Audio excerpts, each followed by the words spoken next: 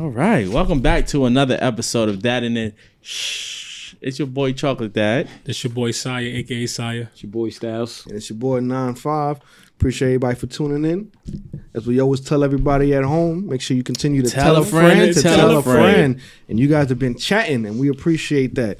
We're seeing the views going up. Mm-hmm. Followers is Instagram going followers up. going up. Facebook interaction, Twitter, getting the DMs from other podcasts who want to collab and seeing outside. So we appreciate the word of mouth. Remember, it don't cost nothing. It costs absolutely $0. Nah, it might cost a penny. Nah. Even listen, man, if you can spare a penny, we appreciate that. But it costs nothing, to support. Just sending it to a friend, just reposting, commenting, interacting with us. Helping us beat the algorithms and whatnot. So we definitely appreciate that. And we're gonna have an actually fire show for y'all today. All our shows is fire. That's a fact. But today we're gonna have something. We got something for the people. This is for the people. This is for the people. This is for us. It's for the people. Yes, this for our people. So in studio today, we have the man, the myth, the legend himself, Mr. At My Best 187. 197. Oh, it was 197. 187. 187 is some other shit. My bad, y'all. He not on that type of time for the folks at home watching now. Not at all. So we got Mr. Welby in the building. Go ahead and tell us about you, man. Hold on, before we start, Mr. Welby might look like one of our old guests. So just in case, these niggas just bring it back up the same people. Talk about different stuff. That's a good. That's right. You're right. I'm not the same person. That's my twin brother. My twin brother is the one that came to you guys a couple weeks ago with the credit conversation. So Yeah, that is correct. I'm the real estate guy. So yeah.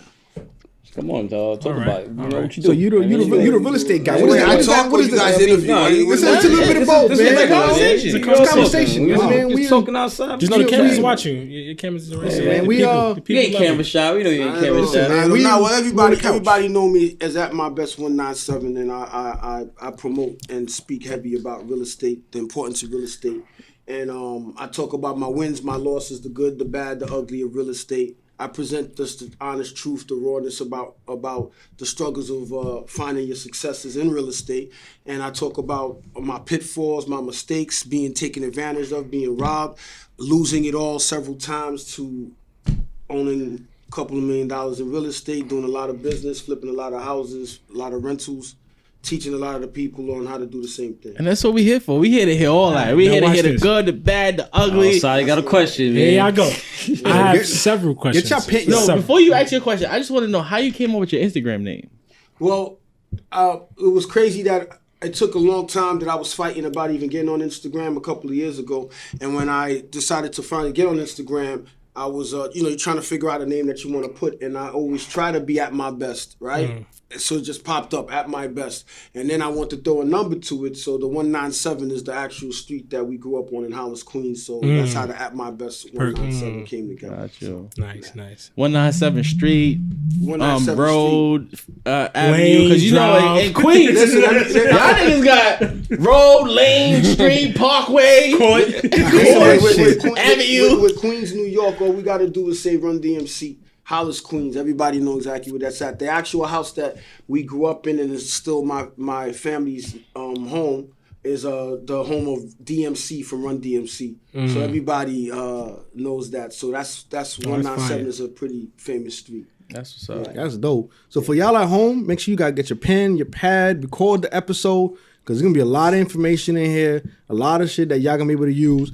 And not only just that, the best way y'all gonna be able to apply this information or get more information is by going to what we're gonna talk about a little bit later is the ride-alongs for these things. But we're gonna get into that in a little bit.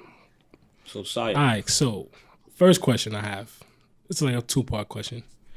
How did you start the real estate? Like when did you start? How did you start? And what gave them the motivation to start? Well, I could start it earlier than that. I started. What gave me the seed that was planted, I didn't realize it until years later, but we grew up in Canarsie Projects in Brooklyn.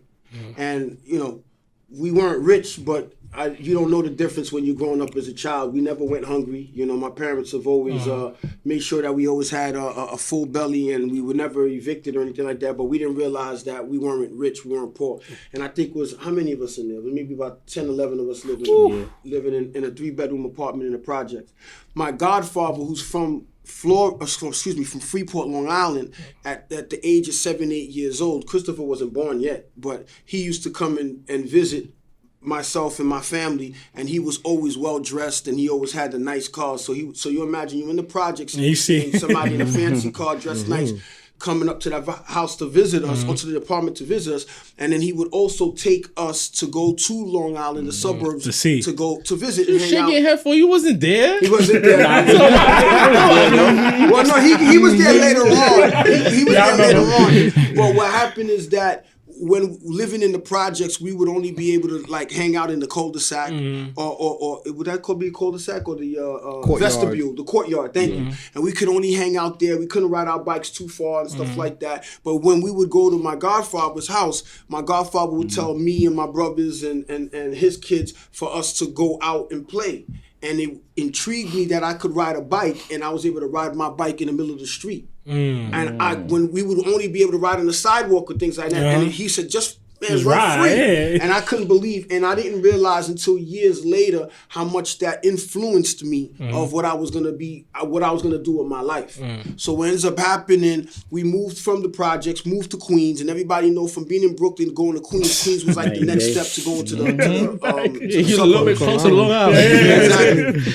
So from that point, you know, we did the normal things, being first generation Haitian American. School was very important. We did the process of going to school, doing all of those things. But I always knew I wanted to do something in real estate. I always knew. I didn't know what I wanted to do, but I just knew I wanted to be in real estate.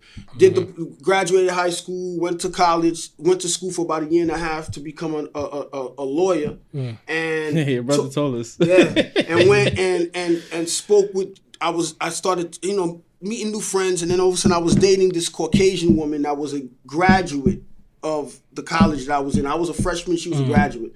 And I'm thinking, hey, you know, she's always dressed nice, and I asked her, you know, what is it that you're doing? Like, and I knew she was going to school to be an attorney as well. And I said, hey, how's the money? And when she told me how much money she was making and the potential she could make, I said, this ain't for me. And I quit college that year. I stopped going to college. So during that whole period of time, I knew I wanted to be in real estate. Like I said again, I tried a bunch of other things. I became a security guard, doing security, fast forward, and all the way up to the age of about 26 is when I first got into real estate. I finally decided that I'm going to dive into real estate sometime in 2004 or 5, somewhere in that area. I decided to go into real estate. And that was my first diving into real estate, buying a multi-unit in Atlanta, Georgia, and that's how I got into the real estate business. Not knowing what I'm doing, I didn't have any understanding of what the hell I'm doing. I just jumped in. It was just you on your own, or you had a partner, a team? I've always been on my own up until recently, but what happened is that when I decided to go to Atlanta, it was a bunch of us. My twin brother, a couple of good friends of ours, we consider them cousins, and I said, hey, everybody, I'm going to Atlanta, and I'm going to buy me a property, and I'm not coming back without a property. And this was sometime in November of 2004. I said I'm going to go down and buy a property. When I went there, my twin brother went there. My cousin, one of our good friends, we call him cousin, went there. There was like about 6 of us all went down there simultaneously. And at the same time, we all went out there and we all each individually bought a property. Fire. How much y'all It's not fire. Whoa, it's not fire. That was it? How much you went out there with? The idea is, at that time of 2004, they were doing what they call 106% financing. So literally, as long as you had a pulse, you were gonna get a mortgage on a property. What's a pulse? Out of pocket. As long as you were alive. Oh, I thought like a term. Yeah, as long as you were alive, they were giving houses away. They were giving mortgages away. So I literally came out of pocket with nothing.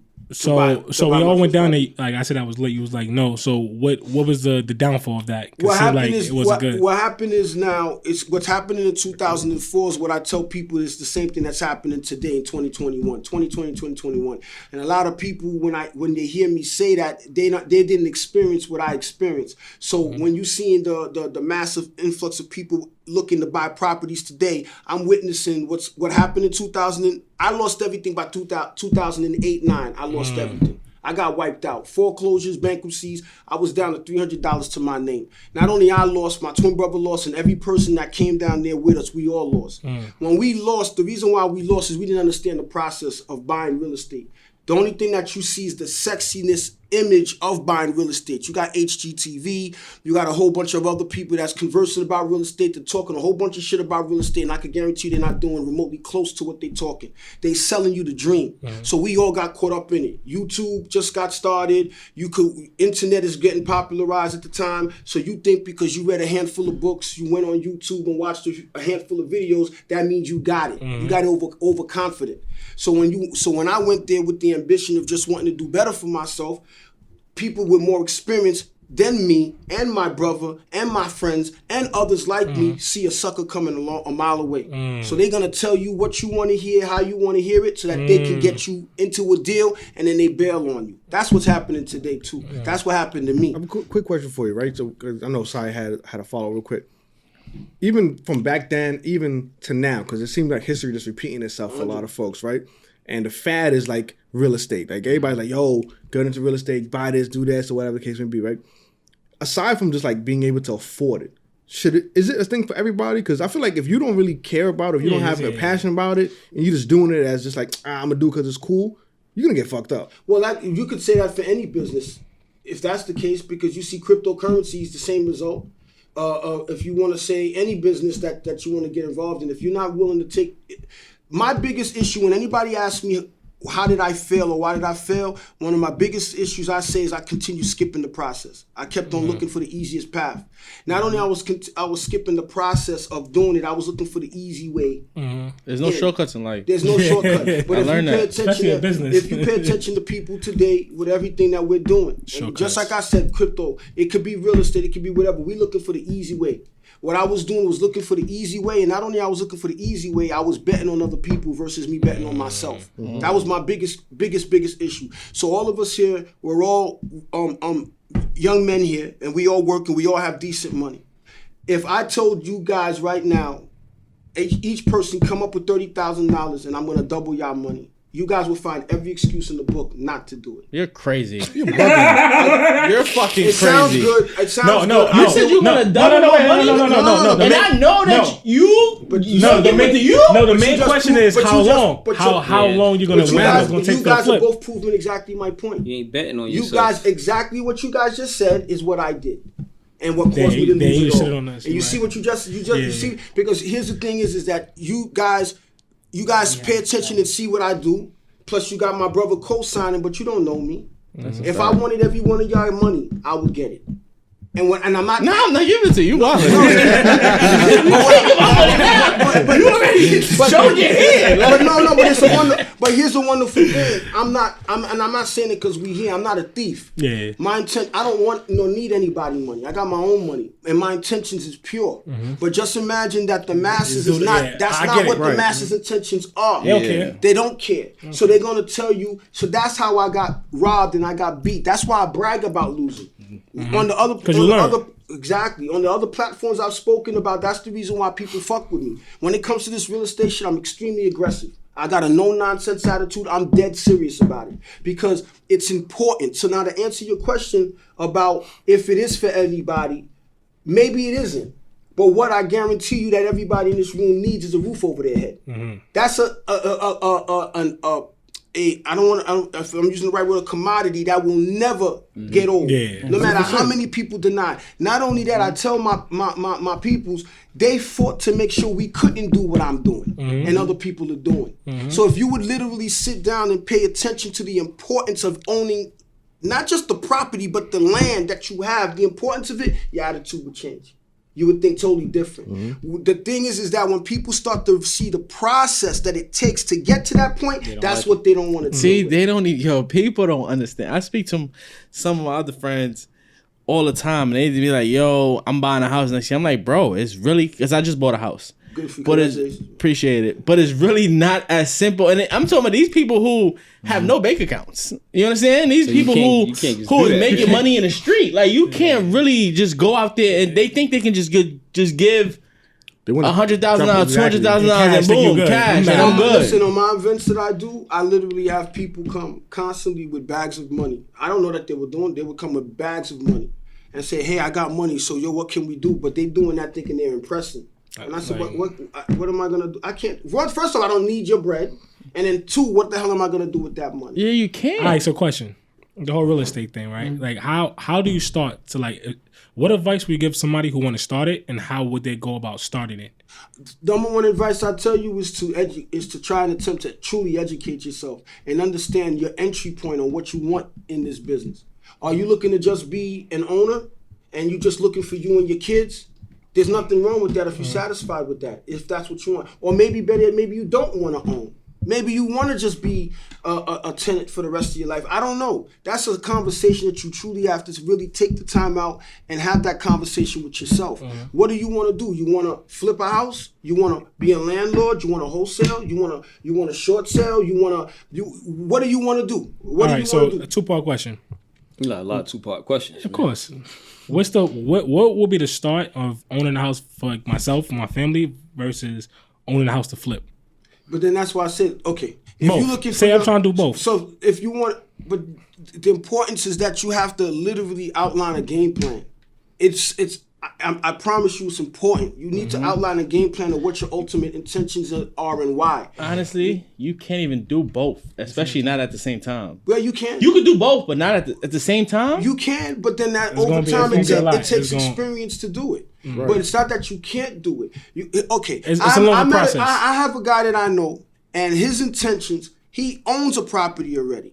But then his daughter was about to go to college. She was a year or two away from going to college, and he didn't want her to be in college debt. So when he approached me about doing business, not because we were going to do business, we had a heart-to-heart talk, and he's like, look, if I get $60,000, man, my daughter's 4-year college tuition is paid for, I'm straight. Where's she going to school? At the time, right? Well, She probably stayed in New York. Community college, whatever it was. She probably maybe it stayed in wasn't- New York. Yeah, maybe Nah, it I was gonna wasn't- say she's smart as shit. Yeah. probably So got a what he scholarship wanted to something do for was 60 just grand. have enough money to pay for her school. So we did we worked out a situation. We did a situation, and he did a flip. And he made the $60,000. He was happy as a pig and shit. That's all that he wanted. Then you have other people that your goal is that you just want a home for you and your wife and your kids, and then you content with where you working and you satisfied. There's nothing wrong with that. If that's what you want to, then maybe you want to be a landlord. Maybe you want to be a landlord, you want to hold 1 or 2 doors or 5 doors or 100 doors. I don't know what it is. That's a conversation that you have to really, really, really have a conversation with you. Because if you talk to me and ask me what I want, I can outline to you line for line what I'm going to do. Because it seems like, too, a lot of time when people get into real estate is that they just want to make money. But That's it. But then you get up and work a job, you get money. But then it's like doing real estate is more than, because it's A whole lot like, more than them just getting them bread. it's that, but you also is like, going to work, you're making money, and then doing real estate, you're creating money in a sense. But everybody just wants the end result. So it's like, what are you willing to do? That's why. the footwork. That's Yeah. why with people they get banged. Listen, I got all the toys everybody got. You name them. You want the exotic cars? You got Elmo? I'm sorry. Elmo. Who? Elmo. Who's that? Elmo. Elmo. You Sesame don't got Street. Elmo. You ain't got that. I don't have. Who's that? Elmo, the dog. You got the dog. Oh, I got Elmo too. I got When he Elmo said too. toys, he's talking about cars, dickhead. He said toys. Well, that's a nice toy too. Cars. Can you get out of dad mode for like a half a second, Yeah. bro? Elmo. Oh, I thought he had a whole collection. Shout out to Elmo. We just want him from Elmo. But what happened is that the trick is that people lead with their success stories. So then with their success stories, they make in your heart and your mouth salivate saying, I wish that was me. them up. That's how they catch you. That's how they get you. So then now, that's why even now with people that are training other people, now it's a place to be seen now versus a place to come and learn. That's why now you got photo ops now. When you come into an educational place now to be educated, now you being pulling up with the 360 camera now because you got to be seen and you walking off and ain't learning shit. Real quick, that's funny, right? So I want to say this was prior to COVID shit. So I want to say like 2 years ago, right? So it's I think real estate has always been a thing, right? Obviously, for people who are in the know and know how to build wealth and success, and like that's one of the quintessential ways to be able to build a legacy, right? So I think it got really, really like with social media popular in like 2018, 2019. So they started having all of these like conventions and pull up to go see and how whatever, right? So a few friends and myself, we went to somebody's show or whatever, right? And we sat in the audience and CIO's jokes on, right? It's a bunch of careers or whatever. So I worked in a bank before, right? I was a finance person in the bank. So I've did people's mortgages, things like that. So I get the process. So I'm sitting in this auditorium and listening to the shit that they're saying. And I'm like, yo, bro, I ain't gonna hold you. I could have just went to brunch and chill with my friends for all of this. Because everything that they told me was some shit that I already knew. Not to say everybody in the room knew it. But if you knew it, why you didn't apply it? No. That's it's not even getting to the applying portion, all that kind of stuff. It's just the fact of me sitting there listening to what they're actually putting out there, and I'm sitting there, I'm listening. I'm just like all you really did was outline the process of how any and everybody buys a house. You didn't. What you lured people in was like, yo, we're gonna tell you how we're doing this getting all of this type of shit. That's right. And I'm like, y'all really just cheated me out of my bread. Quite honestly, basically trying to say what he said because it's like hold on, real quick. So what Chris is saying is, and what I'm getting from what Chris is saying, is you're here telling us that you can try to get a home and get fucked over and be bankrupt and not only have $300 in your pockets, as opposed to going to somebody else who's telling you this is how you get a home. Step 1, step 2, step 3, step 4. But yes and no. But even with the information that you put out, forget about real estate. It could be anything you want. The truth of the matter is, the bulk of the people aren't going to do shit with the information. So see, I wasn't even. So for me, real quick. So it wasn't even about like what people are going to do with the information that's received, right? Because I pay attention to a lot of shit. I pay attention to your page, everything you've been doing. I watch your videos, what you do with your ride-alongs, and how you're showing people like the actual ins and outs. What I was going to show the dichotomy of it was, a lot of people are out there, and like you mentioned before, right? People will tell you, they'll sell you whatever they need to sell you to get you to come. You know what I'm saying? Like you say, hey, if you give me 30, I'm gonna flip it and make you 60. But they're not showing really how it's going on. So I'm sitting in the seminar. They're like, hey, yeah, listen, I got my finance guy here. I got a hard lender here. I got this, that, and the third, and this is what I did. And then you sat there and you're like, okay, but you really didn't explain nothing. You just said, listen, I did this. But there's no explanation. There's no real information given out. A lot of the information is given out. In all of those events, I've gone to a lot of them, and I go there purposely. A lot of information is given out, but most of the information that's being presented is then with the bouquet of roses, and they're not understanding the struggle that it'll take to do it. Right, but I also feel like it's like, all right, so example, right, analogy, right? Yo, you got a car outside, like, yo, you need a battery. All right, listen, go to AutoZone, buy a battery, put it in the battery. Your car's gonna start. I'm not telling you what kind of battery. Yeah, but there's no. Like, listen, what type of battery? How do you change the battery? How do you test? How do you do that? Whatever. Here's the perfect analogy of how I break it down to people to make it real easy for them, right? Everybody here drives, right? Right. Everybody here knows how to drive a manual? I do. Yeah. You know how to drive a manual? That's a stick shift joint, right? Yeah. Nope. You do, but you understand the idea, right? Yeah. So if you have to go into first gear to come out, what do you have to do? Go into second gear. But you put it first gear, push down on the clutch, slowly lift up the clutch, and as the car moves, you then get into second gear, so on and so on. So everybody that drives understands the theory and the idea of how to drive a stick. Now, the big difference is understanding the theory of how to drive a stick and then telling that same person, here go the keys, now drive it. It's a whole different conversation. Mm-hmm. You understand? It's the same thing with any business, including the real estate. So any one of you guys can understand the theory and the idea. Because if I talked and I asked you the theory and the idea of how to go about doing it, you're going to give me the basic. Now go and apply it. Two different things. All right. With that being said, right, to start real estate, what do a person need? Like what, like, as far as like credit or like cash, like what's the ballpark? Right back a question again. Are you buying real estate as an investor or are you buying real estate as a real estate? So break down both. So I think a good example would be like to your question, right? So let's be more a little bit direct. Like, all right, so someone like myself. And it's funny because I was at my mom's crib like I think like yesterday morning or something like that. And it's like, yo, when are you gonna hurry up and get married? I was like, because I'm engaged, and I said, yo, it's from like me and my fiance will have understanding, right? Like it's more than just saying, yeah, I can go to the court and get a piece of paper. It ain't shit. That's right. But there's a lot more to it than that. There's a lot of business involved. There you go. Mm-hmm. And I'm like, yo, first of all, I'm not going to pay for a wedding, which is just splurging on a big ass party, before I at least own a property that I'm going to be renting out and make money off of, or one that we at least now live to be a lot more comfortable. So in my situation, I want by the end of this year to be in the process of picking up a rental property. Okay. Right? Either it to be a multifamily or more than... For you to live or for you just to have? Well, to rent out as a business? it could work as both depending on where it is that I get it. Okay. Right? It could be something where it's like, 2 or 3 family unit where like I live on one floor and rent out the others to pay for where I live at and then start stacking bread to get my own personal home, right? So if I came to you and I say, yo, bro, I want to get myself into like a 2 or 3 family house by the end of this year, what would you tell me?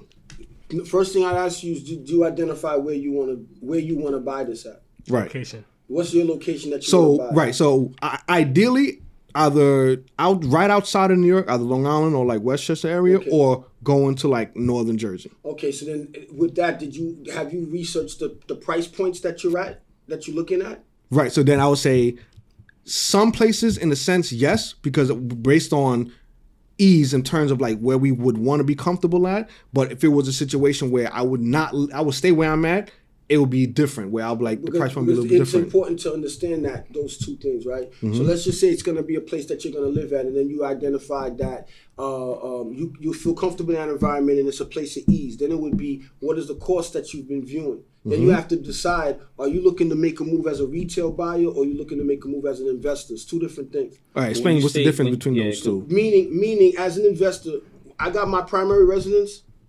I make enough money that when I want that house, and I didn't want to do nothing but get a turnkey move in. They wanted $700,000. I'll take that house. That's a retail buyer, and I'm understanding that fact that I'm paying top dollar for it. As an investor, I will not buy no property at retail price. Right. All right. So now, since I understand that from the door, and hypothetically, let's just say the properties are $500,000. Right. I need to know that the properties are worth $500,000. Beautiful. That's what they call the after repair value. So you want to know that it's beautiful, moving condition. So then now, since you understand that the houses are beautiful and moving condition, it will be worth $500,000 in that area. I'm not looking to pay retail for that. So I'm going to be looking for a distressed property in that area where that property will be worth $500,000, and I'm trying to buy that shit for $350,000. Right. So now I'm going to buy it for $350,000. Now when I'm buying it for $350,000, how am I buying it? Am I buying it with FHA? That's the thing everybody promotes. I don't do that either. 3.5% down, 5% down, 10% down, 50% down. You have to answer. I know it's a lot, but if you get the right people, it happens quickly. Like what I'm talking about with you, if you, my brother, it's gonna happen quickly because you around somebody that got your best interest at heart. Right. But these are the important questions that you want to know, because the reason why I'm saying that is that same property that's $500,000. That'll be worth $500,000. My next set of questions going to ask you is, okay, it's a 3-family, 3 bedrooms, 2 bedroom, 1 bedroom. You're going to tell me. You have to tell me. I can't tell you. You know the environment you're going to buy into. Okay, cool. It's going to be a 3 bedroom. How much are 3 bedrooms going for in that area? They're going for $2,000. Okay, cool. That means you got a 3-family, 3 bedrooms each. That's 9 bedrooms. How much did I say? $2,000? $3,000. $3,000 times 3 is $9,000. So how much am I buying this property for with my down payment, so that I know how much I'm going to cash flow after I pay my mortgage, taxes, insurance? How much am I left for me and my family? That's how you have to approach it. That's how critical thinking you have to do. Now, when we depending on the people that we are hiring, because you have to always take the position of being a boss. I don't care if you got 10 houses, 1 house, whatever it is. You are the one that's taking the responsibility for that property that you buying. Everybody that's around you, that's the realtor, that's the contractor, that's the mortgage person, cannot eat without you. So don't ever let them make you feel they doing you a favor. But they got the way of making you feel that. Am I right or wrong? 100%. Right? So that's why it's important for you to understand that. So then when you understand quick process I'm telling you, you will understand if it's a good move for you or not. If it's not a good move, you keep it fucking moving until you find the right deal. That's what I stress with the people. So the people that come to my boot camps, my ride along, I'm on them the same way, because the game is that serious. Because a lot of the people that are buying today aren't doing what I'm saying. Everybody got the FOMO thing, fear of missing out. So everybody's jumping in right now and buying. Fear of missing out. Everybody's jumping in right now and buying recklessly. People buying even my properties. I just finished renovating and flipping. I'm getting top dollar for my properties. Good for me. But good for me. You know what you're doing. Well, good for me. You feel me? But the next person that you see that's running, the opportunity I missed out in 2004 to 2008-9 that I wasn't prepared for is what's going on now. I'm ready for it. So the next person that's buying, that's not doing what I'm asking, they're gonna be in that situation, and I'm gonna buy it. and I'm going to buy it. Buy from up under All them, right, right? so let's run this back, right? Because I understand you got the ride along coming up, right? So explain to the people First, what a ride along. what a ride along is and what happens at your ride along. Well, now to go quicker why I did these ride-alongs, so I started doing these events, is that I said that if God will allow me to get to a point that I can start finding some success and I can start educating people, I would like it to be the way I wish that I had it. Most people, including myself, the best way you learn is hands-on. Best way you learn is when you got somebody that got more experience than you on whatever it is, and they're taking the time to hold your hand and literally invest that time and energy into you, including what you have to do outside, right? So what I started doing, when you go to these other events, I'm not knocking nobody's events, but I've been to them. When you sit there, there's a mob of people, you get inundated with information. The truth about it is, you're going to walk out, you're going to be hyped up, and you're going to walk out and do the same shit, nothing. I don't care if it's you're male, female, whatever, you're going to do the same shit, nothing. Because, yeah, you heard, but you didn't really get it. You didn't really get it. 100%. So what I decided to do is that when I do my events, I can stuff my events up with tons of people if I want. But I said, you know what, I want to keep my events intimate. I'm going to charge you. You're going to pay me. You're going to pay me good, but you're going to be with me and my team, and I'm going to take you guys around a bunch of flips I currently got going on and a bunch of rentals that I currently own, and they're all mine. And then I encourage the people. Don't believe a word I'm telling you. I'm gonna show you. Not only I'm going to show you, Google that property. If it don't belong to me, I'm going to give you your money back. Nobody fucking with me with that shit. The people that know me, they don't like the fact that I expose that much because you have a bunch of other people that'll get properties that don't belong to them or that they break into the film real quick so that it could be portrayed, but it's not what's going on. That's the rest of the game is dirty. I know. Right. So now, going back to the example I gave you about driving a stick, there's a theory of this real estate. And I'm giving you the facts. So when I'm presenting to you and I'm showing you a property of mine and we're walking in that property and I say, yo, you need to buy this property at this amount of money because the ARV is this, the ARV is that, I'm providing you the HUD statement of the facts, actual house we're in that I bought. It's going to cost me $70,000 to renovate it. Yo, here go my invoice on the money I paid. And this is what the property is projected to sell for, and this is how I'm going to be making. And I'm telling you, it clicks on people like this. And I take them to, like this last event, I took them to 4 properties that I have.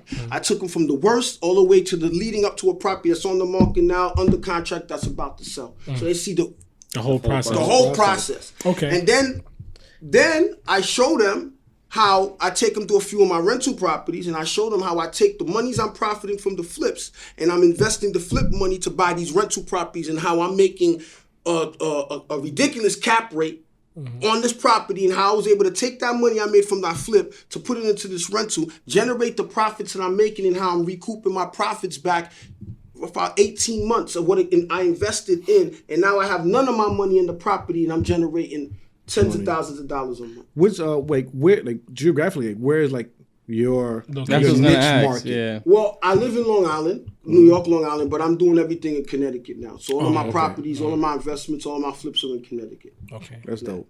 Because that's not a bad drive. It's not that. Honestly, Connecticut's not far. Even if it was a bad drive, for that a hard drive, bread. not only that, you wouldn't do it for $50,000 or $100,000. You wouldn't do it, but then you have a lot. I drive to Cali for $100K right now. Okay, a lot of people when they'll hear it, they'll find the excuse. They'll find the excuse about the distance, which is an hour or whatever it is. They'll find an excuse about the distance, but if it's going to be involving recreational shit, they would do that same ride. Facts. You know what I'm saying? So that's where I'm doing my thing. All right. So with the whole ride along, right? What is your goal having it for the people? What's the goal? What would you want to see from the people? People take action. All right, so every ride along you've done, how many people actually take action, and how does that? My ride along amount of people, I try to keep it between 40, 50 people at a time. I do that purposely because I need it to be intimate. So you see how we're chopping it up? That's how it is. When we out there, we chilling out there. I got a bus.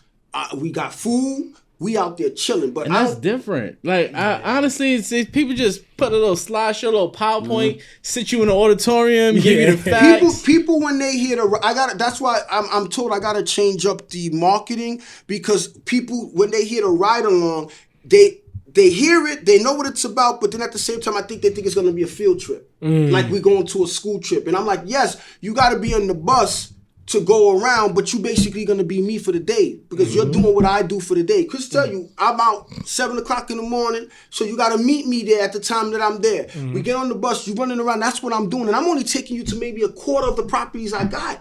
But I don't give a fuck if it's 90 degrees, if it's freezing. Yeah, it don't matter. Yo, that's you. The people are That's sweating. yours. Yo, That's you. and the people are crying. I tell the bus driver, turn the AC off.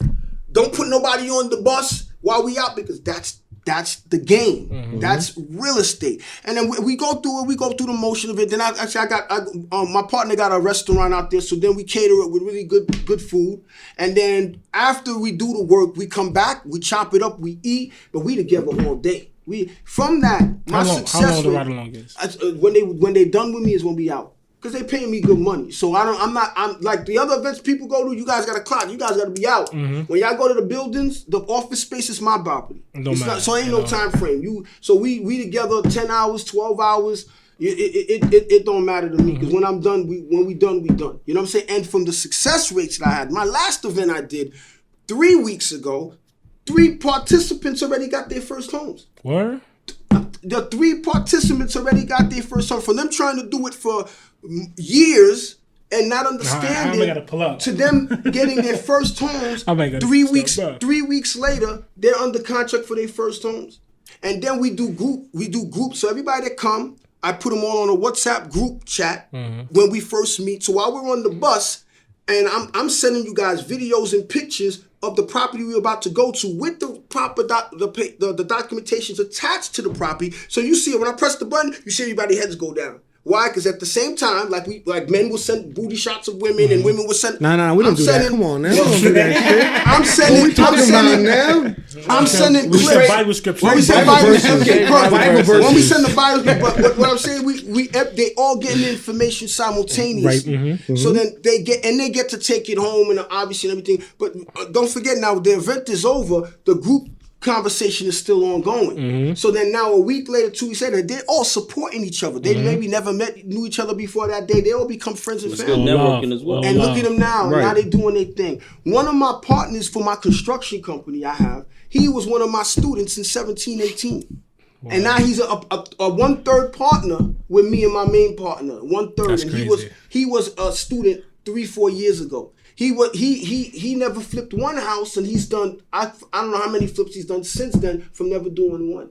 You understand what I'm saying? For Fabio, same thing with him. He's making millions this year, and he went from not doing one.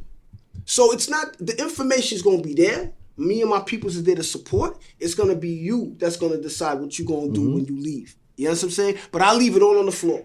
So that's why I'm okay with what I charge people because I know what I'm leaving you with. So get the people a price. What's the price for the bride? Well, my events I'm charging at least $1,000 a head for each person. It's gonna go up soon. It's about to go up. It's very while soon. it's cheap. So they better catch it while it is. And my goal. Tell them the next event. It's supposed to be July 24th. You didn't start the Eventbrite or anything yet? I'm going listen. The last event was only yesterday. It ended, man. I'm still recouping from that one. But I'm looking to do maybe July 24th. So listen to the folks at home, real quick. Sorry to cut you. Go For folks at home, listen. Whenever that event is going to be coming up, we will be blasting it, posting it, letting everybody know, and we're going to do our very best if it works with our schedule to make sure that we actually pull up. Because, well, one thing I don't like doing, right? Whether it's here or even work, personal, whatever the case may be, right? I'm not gonna talk about some shit that I'm not gonna support. People are like, yeah, I'm at an event, blah blah. I'm like, I'll let you know.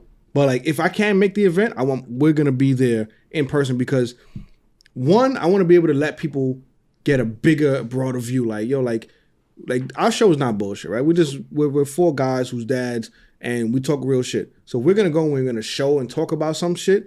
It's not just gonna be for the fad of it.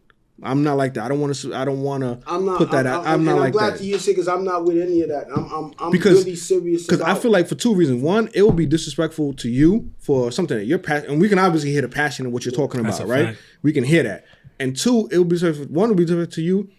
Secondly, to our audience, because that's us saying, hey, we're gonna be showing you and doing some shit that we're not actively looking at or even entertaining or want to be educated on. So I'm not here to waste nobody's time or disrupt anybody's time or what they're passionate about. So if it's gonna be July 24th and he's gonna let us know for 100% when he knows, it'll be this week. I'll decide. So we'll by the time this episode drops, we're gonna know the 100% date and we're gonna put it in the caption. We're gonna know. And we're gonna do our very best to have Daddy and shit pull up. Yeah. And if it's okay with you, we're gonna record the event. Oh, I'd love to. You guys are family, so you guys are more than welcome to come.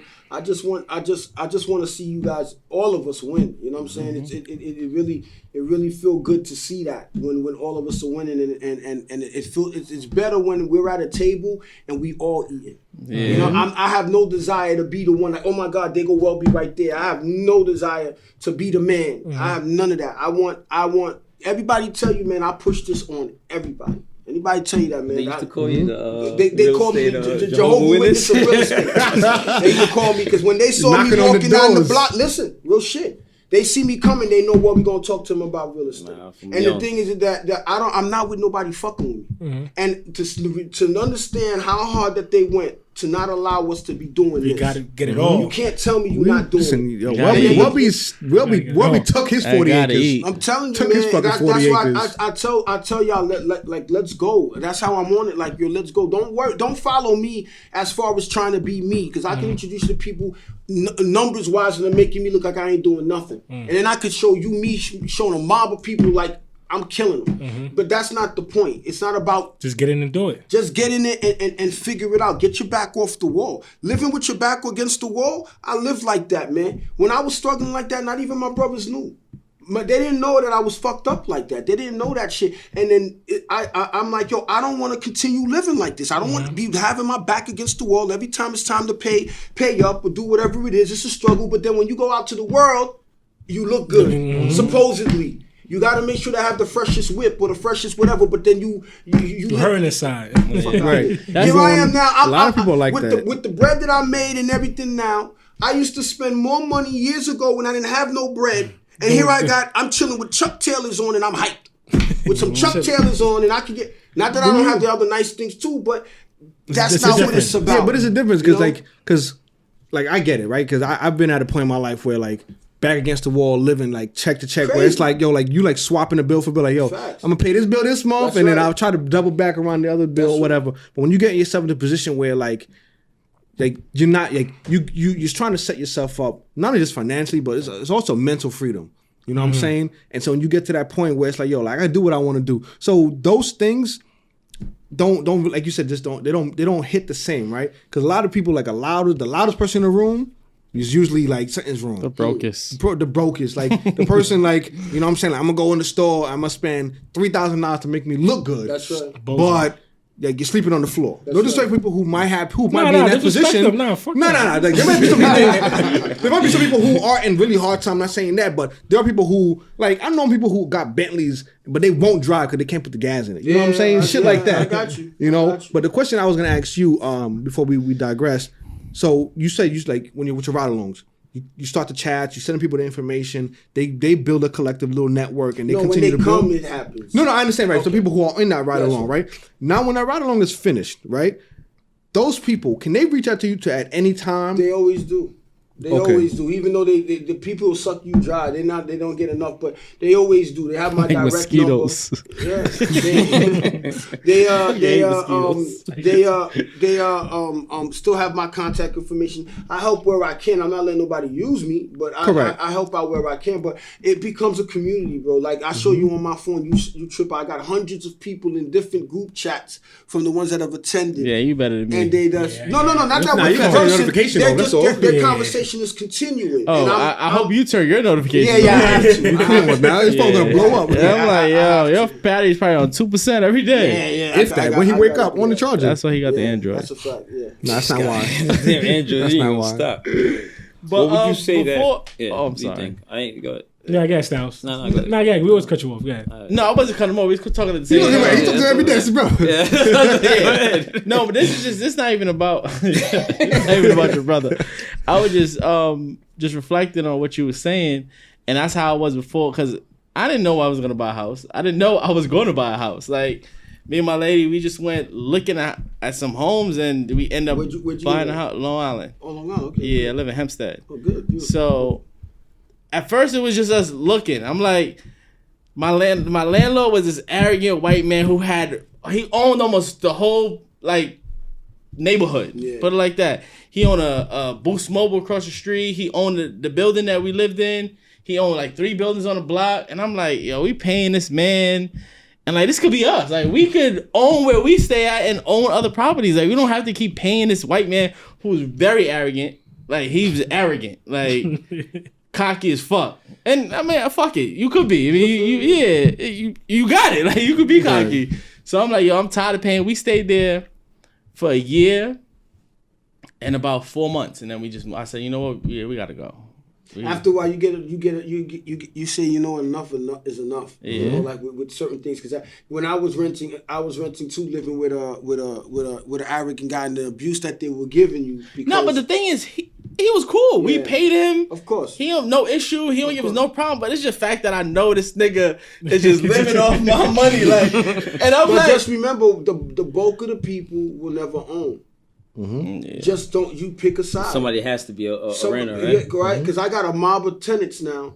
I treat my tenants with respect. I give them a beautiful place. he did. I give them a good place, but the truth is that there's gonna be people that are never gonna be in a position to, it's like or don't want to. So it's okay. Then you pay me. It's fine. You pay me. Yeah. I don't want to be in that position, but you pay me. No problem.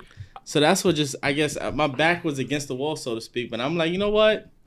But tell the truth, man. You own it now. How it feel? No, amazing. Amazing. Right? It's like I don't got no worry. It's mine. Like you can't. You can't pay.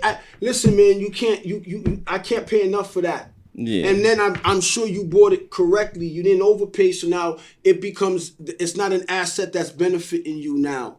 You bought it that it is an asset that's benefiting you now, and you got somebody that can't tell you what to do. That's your shit. You do what the fuck you want. So I didn't even know all these steps that you was talking about till I was in the process. And thank God for like my realtor. He was a good guy. He was a genuinely good guy. Good, thank God. Like he looked out. He made sure that, you know, I told him like this is what I want my monthly mortgage to be. Good. No lower, no higher. He made sure it was in that price range. What they wanted for the house, we always talked them down. We never gave them the asking price. Good.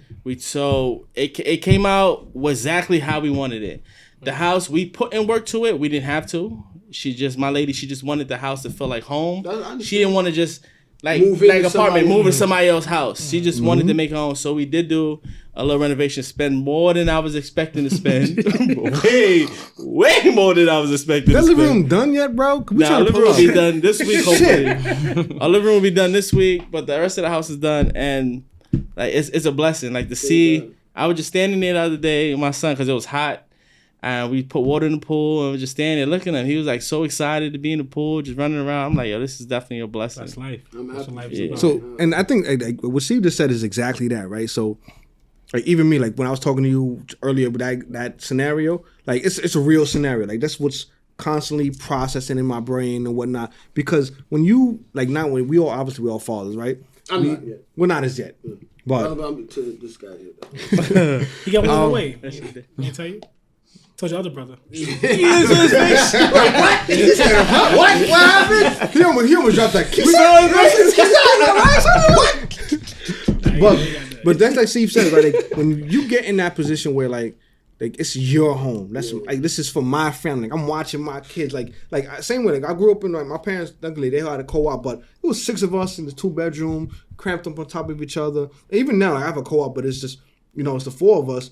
We have space, but it's like you want that. Like I want to have a dog run around in the backyard. You know what I'm saying? I want to come outside and pick up my newspaper and my Yeezy slippers and shit. You know what I mean? Like we want that. But for me too, and I can't speak for everybody, but having the availability where it's like I have money coming in from stuff that's mine. That I'm not reporting to a job for 40 hours. You know what I'm saying? But 40 hours of slavery is what you think about it. But the thing is, it can be done, and there's no reason with that. But then, what the narrative that's presented to us today now is that the people today think that because you work at a 9 to 5, like you're a failure. Mm-hmm.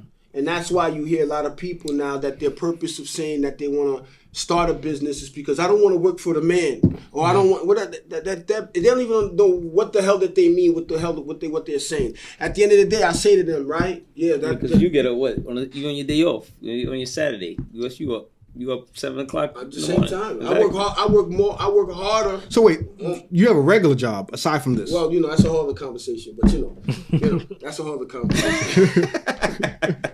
That's a whole other conversation. But that's crazy. What I'm saying is that I tell people that you should look at your job as your first investor. Yeah. Stop rushing out and leaving your job because you are going to work harder than any place that you're employed at. You're gonna work harder. And that's I use every little penny I could get out my job. I got this account called a TDA where they take money out of my check and put it into a separate account. I took that money out, took everything.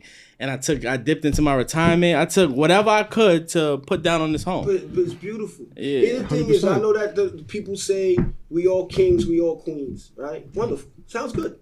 Sounds really good. So then if everybody's kings and queens, who's the princesses and the princesses? Who's the peasants? Fucking peasants. Who's the pawns? I refuse to be a peasant. It's a cycle. But what you just said is the point.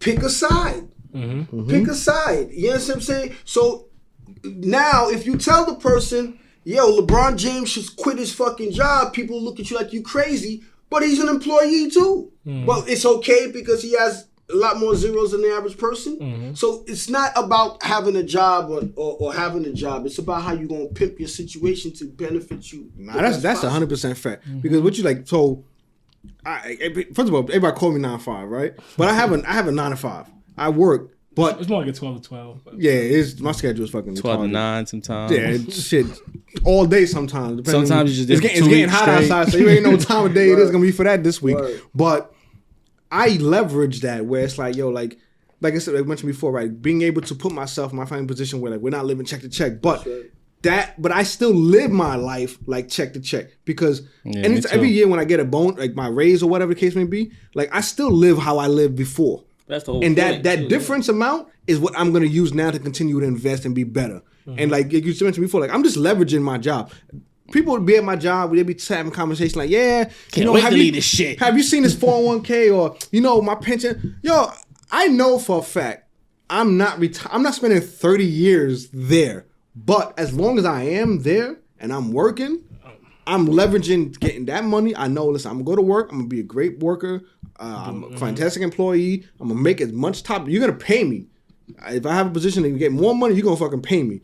And I'm going to leverage that bread because I know as long as I show up, you're paying me to take care of everything outside of work to the point where outside of work is making me more money than showing up at work. And then I'm putting myself in a position where like, hey, if I decide I want to leave work, I can do that because I have work outside. But working for yourself, 100% is way harder than when you show up to somebody's job. Yeah. Like even us just doing this, like putting the live show together, putting the next events together, stuff like that or whatever. It's a lot of fucking work. And this is just one small cog in the wheel. People see the amount of stuff I got going on, they trip out and say, "How the hell you doing it?" I got a lot of shit going on. You just do. And sometimes I sit back and I wonder, how the hell am I doing it?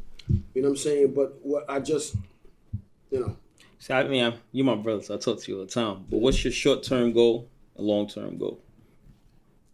Well, it's like a first date question. If you're just talking just numbers, why you ask that anymore? I God willing, want to get to about 50,000 a month. I'm almost there. I want to be about 50,000 passively a month after expenses. I'm almost there, and then that's your short term. That's my short term. God willing, I'll be there soon, and then I just want to do what the hell I want to do. Mm-hmm. That's it. I don't have a desire to be jet setting, but if that's what I feel like doing, I'm gonna go jet set. Mm-hmm. I want to be able to, if my nieces and nephews want something, whatever it is, I just want to do what I want to do, and it has nothing to do with being grand and being a baller or throwing things. I just want to do what I want to do. That's when you want to do it, and that's it. And I don't want nobody thinking they're gonna have leverage over me to abuse me. Mm-hmm. I've been through things that I don't even talk about. Christopher know what I'm talking about, that they abuse you because of their position, and then they realized I was the wrong one to pull that with. What's your name was Styles? Styles. My mom ain't made me Styles, man. But you know that's his older brother because he said his whole fucking name. That's right. That's The fucked whole up. name. cut Shit it don't even fit on licenses. Said the whole name. I hate when niggas say my whole name too. But you know, one thing I learned from my brothers First that and last. I said it's just like that, and I can't lie. Like a lot of it, you know, people see how my vibe is, and since a lot of that is, I would say, a come from my brother, because it's like. Which one? Just, yeah, I mean, him or really like, him. He's. I'll be real. Like you know, more. It's like It's a 50 bunch of y'all, us. yeah. Yeah, but It's like old I 19 have a of y'all. certain. I'm I at have 3 a certain. already. Me and him have a certain type of level of I guess respect. I would say, and our conversation is very different. And honestly, there's a lot of things I commend him in the sense of even where we talk about, and I go back on the dad and shit side, where it's just like you know we could agree. Our situation with growing up as with fathers, we missing a lot of information. Yeah. And whatever he learned to me is what he passed on to me, which I even say like why I kind of have a certain stance how I am, like my edge, you probably hear how he talks. So I kind of talk very similar in a sense, but it's just like the real shit though is like one thing he said to me that sticks with me. You gotta bet on yourself. And a lot of us don't do that shit. Like, yo, I'm not a spiritual person, whatever like that, but one thing I have is faith is in me. I don't put that faith into nobody. And I say I learned that from him. He has his way of seeing it with me. I'm like, and that's kind of what we talked about before. It's not necessarily me being a tough guy where I don't depend on nobody, but it's just like, I gotta have faith in me. It's just like, yo, when like it's joking around, you was talking about like your car. Like when I'm driving my car, I got a jack in the car, I got this in the car. Guess what? I gotta have faith in me that I gotta get where I'm going. I'm not looking for y'all make a phone call, who's gonna get me there. But that's the same thing across the board. And I say that the same in him is like, yo, he want to do the real estate. Yo, you created the business. You created the contractors. You created the construction company. You created the LLC. You created all that stuff because who else is gonna? What other faith? Why are you gonna put faith into somebody else? Like, why are you gonna put faith in another contractor? Why you got realtors in a sense in your pocket in this point? So then that's the only way we could get where we going as all of us in a sense. It's like it's cool. We got to learn, but then at the same time too, a lot of times we like to learn but have faith in the teacher, but you're not having faith in the student. And the student at some points be the master probably before the teacher. So in a sense, if you don't take the time and have that faith in you, all this shit don't even matter at this point, honestly. That's why I push him, even with you guys, and I tell him like, yo, I watch what you guys are doing, and I'm like, yo, I don't even think you guys see what's going on. I say to him all the time, I'm like, yo, damn, if you guys somehow can find a way to continue collectively having a goal, because it's 4 heads is better than 1 head, and if you guys collectively have a goal, you guys are gonna. This thing is one day I'm gonna be just chilling, and all of a sudden I'm like, yo, what the fuck just happened? You know what I'm saying? My path, I had to do this shit by myself. Even with I love my family. I love my family. When I was talking and pushing this, when I tell you I went on this on my own, by myself, and it pissed me off, it bothered me. I'm like, yo, damn, why nobody like really checking what I'm doing? Yo. And then not only that too, because I failed so many times, and the ones that came along with me had failed, they just said they're gonna do their own thing. Then I just kept going. And I realized that every time I failed the most is when I was betting on somebody else. Every time I was betting. When I said, yo, I got this X amount of money left, yo, I'm going to fuck it up. I'm going to bet on myself is when I started finding results. Then before you know it, a handful of years later, they come right back. Yo, they spin the block. My family, Welby, what the hell you got going on out there? Yo, what up? Yo, they come and they running with me and they're like, yo, you damn near own the whole fucking city. Are you kidding me? Now they not just my family, but now people want to come around. So a lot of times when you push it for some people, not gonna see what you guys see. No, you see your vision. Your loved ones, whoever they may be, aren't seeing what you guys are trying to do. I promise you, they're not gonna see. They could lay up with you. It's no disrespect on anybody. I'm just talking straight up. They could be laying with you. They could be blood to you. They could be whatever, but they don't see what you see. And you gotta go and you gotta on yourself. I'm telling you. That's a but fact. then you know you love them, on y'all so for you're this gonna stuff. share. You're gonna share too. You know what I'm saying? But the fact that you got 4 you guys and you guys collectively are going in the same direction. I'm sure it's not easy. I'm sure you guys got whatever. Yeah. But you guys all have a collective path, and you guys actually attempting it versus not even getting started. As what happened was the start of this. 9-5 pitched this. We was like, yo. Let's shout out shoot. to 9-5, wherever he at. Nah. Yo, we came about like, yo, let's just shoot. Fuck it. What's the process? Like, yo, let's just shoot it and let's figure it out. We always like, because at first people was even skeptical, like, yo, we're gonna shoot out, we're gonna do it. I seen somebody that had a podcast. Freaking Frack, shout out to them. They put us on. They didn't have to tell us where the studio was at. They ain't have to tell us, and then it just all came together. Because for me, one thing I learned like I talk like I'm old, like, but you're a little old. I ain't that old. Chill. But like I would say, like in my short years, I'm only 33, but I've lived a long life. Only 33? Only 33. I thought you was like 40. Again with this about shit? 42. But one thing I learned, like in this, like I've lived through a lot of shit, right? And just like you mentioned before, right? Not only just betting on yourself, but understanding, like even if I try to explain or show people like what your vision is, like it's coming through your eyes. So you really can't all the way do that, right? But sometimes you find people who you know, like, yo, kind of like on some Voltron. It's like you might be this leg, you might do this leg, you might be this arm, you might be this arm. So collectively, y'all all have y'all strengths. When we come together, that's what I'm saying. Shit is different. We're like a Megazord. You know how the Power Rangers, they get together. Same type of joint. But I'm the Green Ranger. But but that's why it's important that it's better as a clique than by yourself, because I had to go through the whole process on my own. But then one of the best things that happened to me a year and a half or so ago was when me partnering with Angel. Yeah. You know what I'm saying? And his story and my story mirrors each other in a lot of ways. And he built a multi-million-dollar company himself, barely speaking any English till this day. You know what I'm saying? Crazy. So that'd be like, you feel like that was your breaking point, like, well, like you like broke out and was like. Well, I broke out a few years ago, prior. But now it took me to another planet. It took us to another planet. That's on a milestone. You got, big time, and then finally getting a good partnership with somebody. It relieved so much. That's why I say you guys are in such a great position. You gotta work that hard. You guys are in a position you don't even realize it. So now the level of pressure I don't have to carry on my own. And then here we are, man. We everything like doubled. The amount of flips that we doing doubled. The amount of business, everything doubled. And I'm happy with sharing it with him. You know what I'm saying? So the fact that you guys was able to do that almost basically at the beginning. If you put me on, it might triple. Listen, bro. Listen. There's room in it for all of us. Yeah, I'm trying to own Flatbush. All I see is Steve Bush. Before we wrap it up real quick, what you just said right there, right, is something I like. Like I not only with my friends, my family, that I always look at, right? It's like you don't have to do shit on your own. Don't get me wrong. Sometimes it feels easier just because. The headaches. A lot of times, when you have too many chefs in the kitchen, shit might not always work out that way. But not having to do shit on your own and understanding, like, yo, like, I got a good team where, like, yo, I could tell somebody to do something, it's going to get done. You know what I'm saying? So it's like now instead of me doing 4, I can do 2, you can do 2. But then now I feel like, yo, you know what if we both did 4? That shit is crazy. You know what I'm saying? And that's 100% the fact. Whether it's real estate, whether it's the podcasting, whether it's buying your first home with your family, whether it's, you know, a project at work, whatever the case may be, right? You got to be able to find and look. And honestly, you also got to be 100. You got, like, a lot of time when people get everyone's not built. People not built for that. And people call me an ass all the time, like, yo, like, I am an ass. I don't give a fuck. Because if I got to hit you at 7, 8 a.m. or if I got to hit you at 3 a.m. or 9 p.m., like, yo, if shit got to get done, it got to get done. Let's go. Yeah. Because there's shit riding on it. And it's not, I don't feel like I'm carrying nobody on my shoulders, but I feel like, yo, we're locked on, we're going in this direction. Right. But if you're straying and going this way, it's just going to make it a little harder for everybody. But when you get a good team, like what we got going, and just like you mentioned with you and your partners,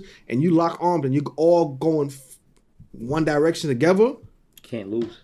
Like, even if there's an opportunity or somebody's trying to make y'all lose, I'm looking at it one kind of way, but he's looking at it a certain way. He's looking at it a certain way. So now we got 4 different options that how we gonna fucking destroy whoever's trying to stop what we got going on. You guys are in such an incredible position, man. I'm excited for you guys to the point we appreciate when that. You guys finally realize it. When you guys finally to the races. Oh my god! Because I be telling people like, yo, I want to be there to applaud you guys, man. We appreciate that because like I be telling them like, yo, it's foot on next season. Like like there's no. Listen, I tell everybody, yo, my bus is leaving. And the door's open. Whoever want to get on and there's room, let's go. But I'm not waiting for nobody. That's my attitude about it. I'm not waiting for anybody. So listen, bro. No refunds. Welby, I ain't gonna hold you, man. I mean, we truly appreciate you coming in. One, you know, making the time because I know you're super busy to be here with us. Give me some motivation today. You know, you get a little incentive. You got your little brother on the show and whatnot. But listen, we appreciate you being here. We appreciate you breaking down and just really giving people the real deal information because people don't often get that. They get the sugar-coated version that looks good in the display until they go in to try some shit on it. Don't fit the way they thought it was going to fit. Appreciate you, gentlemen. As always, you know what I'm saying? Thanks for putting this all together. Shout out to 9-5 Yeah, again. you got really shout out to 9-5. You know what I'm saying? Real quick, I hope you could come on again after we do this ride along. 100%. Yeah, so then we could. Yeah. Dissect So, a it. bit more, for sure. Potentially, as right now, it's supposed to be July 24th. We're gonna confirm that. You know, pretty once sure In you, the next yeah, few, once next, well, listen, man. A few days it'll be. yeah, a few days we confirm Once the that. man, Time the comes, episode once the drop, man, for sure. by the time, listen, this episode's gonna drop in a week. By the time he confirms, we're gonna have the information in down there. We're gonna do our very best, as I mentioned, to make it there. Even if I gotta do one of those at work, to That's pull a up. weekend? It's a Saturday anyway. It's your birthday, you remember? Yeah, No, I'm no, on what? the No, 12 hour. I'm on the 12 hour rotating, so we gonna make it work one way or the other. And you also, I went to school in that town. One of the ones you're working in. Okay. I went Yeah, to- I nah, I went to got nothing Post on my calendar that day. on Country Club. I got no spam on my calendar. So listen, we're gonna make sure we make that happen. We're gonna make sure that let him. we let you. Nah, we gonna tell the information in a Alright, second. cool. We're gonna make sure that we give you guys the real information. Like talk about it, whatever the case may be. So tell the people in the camera where they can find you at. Which camera we talking? This The one one right where here? you right there. So, at my best 197 ATM YBEST 197 on all platforms, and when I announce the ride along, it'll be announced on there, and you can click the link in my bio or go to my website www.atmybest197.com, and you get all the links to attend there. That's a fact. So think about it like this, right? The ride alongs is cheap for now. Cheap for now. That's a fact. You can always say, decide. You catch can you when decide it's if you cheap. want to buy yourself a pair of Dior sneakers, fact. or you want to go on a ride along and figure out a way to Build change on your life. future. Make an investment. Bet on yourself. What's? Come on, let's be honest. What you want to do? You know what? That's the name of this episode. Bet on yourself. That's a fact. There you go. Bet on your motherfucking Bet self. on yourself. Yo, we're gonna see you guys next week. We're gonna holler. You heard? Peace, y'all. Dada. Dada. Dada.